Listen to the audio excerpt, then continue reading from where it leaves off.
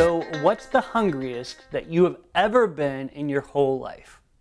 Well, for me, I think it was the very first time that I ever participated in World Vision's 30-hour famine. You see, I was helping out as a sponsor for a youth group at the time, and in an effort to raise money for starving children all around the world, the youth group and I went 30 hours without eating.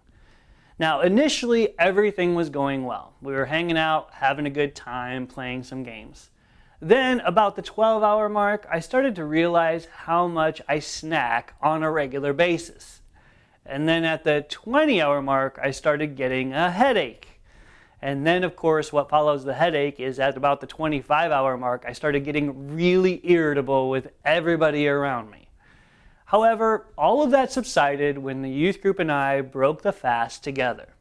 As unpleasant as it felt going through the hunger pangs, I now realize that is the feeling that Scripture wants us to have.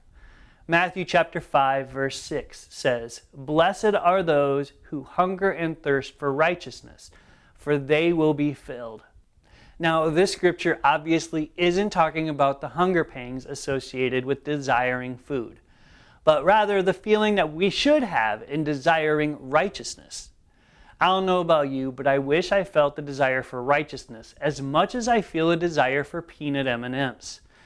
The reason that it's important to hunger and thirst for righteousness is because that's when we experience a right relationship with God.